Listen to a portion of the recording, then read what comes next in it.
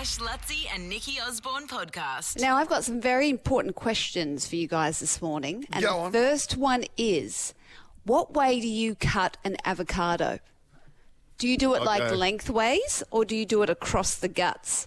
No, across the guts is ridiculous. You do it lengthways. And then you use the knife to get the seed out. Yep, that's what I do.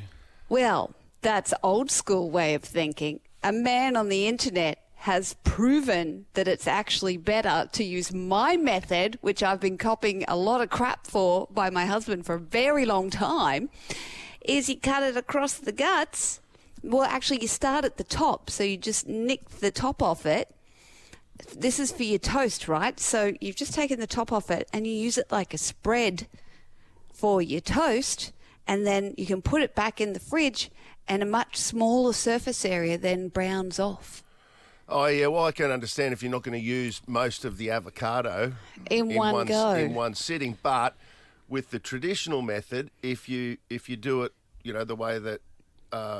If you're doing like most avo toast with do it sliced, in a cafe. Even if you use half of the avocado and you don't use the other half, you can use the empty shell as a lid and put that back on top. Right. But you still get Which those then brown preserves dots. Yeah, You still get the brown you dots. You can then wrap it, if you need to, you can wrap it in a bit of Glad wrap. Bit of Glad wrap. Yeah.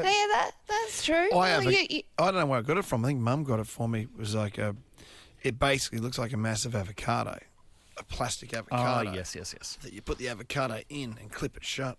Yeah, Jeremy has one of those, which is why he gets angry, because when I chop it through the middle, it doesn't fit in his No, it Aldi wouldn't container fit the that he's container. got. What's the point of having a container if it doesn't? Because he's fit like into a it? container label kind of guy, so everything's just so. So every time he sees me cut it, he just loses his crap in the kitchen. Stop it! We can't put it in my container.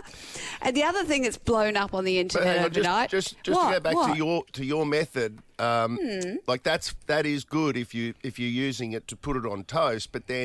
If you're digging it in like it's a margarine container and getting stuff out and then spreading it on for the toast. I wouldn't touch margarine, but yes, That's what you're doing. Yeah. But yeah, that's the technique that you're Butter, employing. whatever, yeah. Butter, or Low pack. unsalted butter, organic from the markets. Up in that's this it. Yeah, that's if you want to put it on the toast. But normally I what just if cut you it then right want to across go the and middle. Use the avocado for something else, because now it's going to be messy.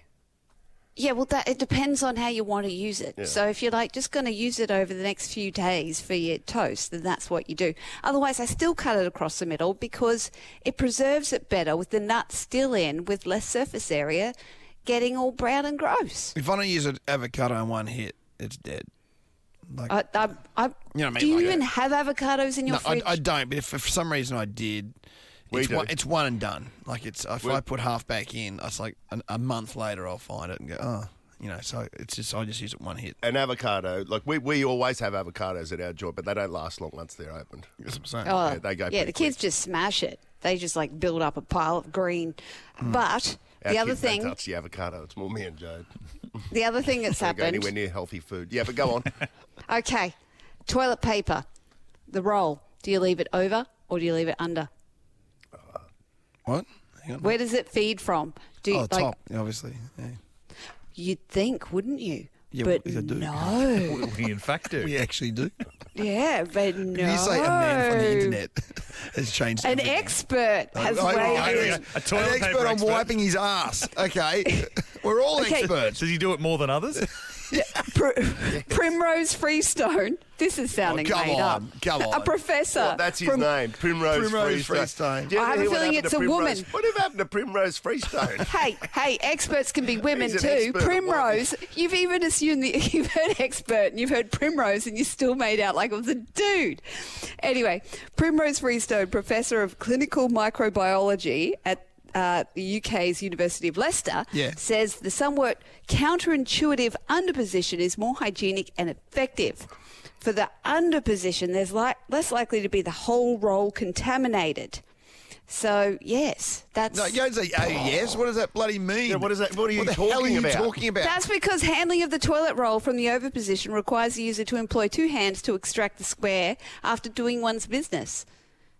I'd use 2 hands anyway. Exactly, but yeah. They say never blow your nose with toilet paper because when people flush without the lid down, all of that bacteria floats in the air and embeds in the toilet paper. So if you blow your nose with toilet paper, you're putting people's shit up your nostrils. Oh dear. I'm just saying. I live by myself though, so it's just me doing it. What's your own? It's my own, so Everyone likes their own brand. Up my nose and my butt for that matter. The Ash, Letzi and Nikki Osborne podcast. Jeremy came to me with a very fun fact about movies last night. And you know the opening scene of Gladiator where he's walking through the wheat field and his hands are going through the wheat? Yes. That was never part of the movie, nor is that Russell Crowe. What happened was they were just getting their last kind of photography shots for the film, and there was some rando at the bottom of the film having a fag. And they went, oi, clear off, we're shooting. He went, oh, sorry. He started walking off and was doing that to the wheat as he walked off. And then Ridley Scott went, hang about, stop, wait, and then called in Russell's body double and got him to do that. And that ended up being the opening shot of the whole movie. I thought it was still the rando that was in the shot, to be honest with you. Was it? Did they call in someone else? I thought it was just a stunt dude.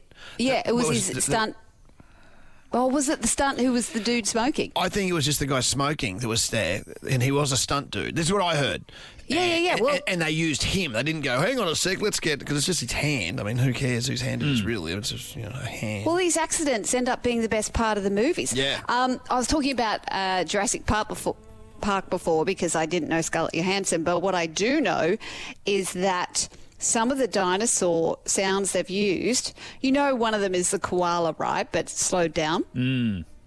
There's also tortoises fornicating. That's some of the dinosaur noises as well, slowed down. I knew that sounded familiar. Well, I mean, now, do you... Why? Why do they need to use that? Surely there's better ways they can do it these days.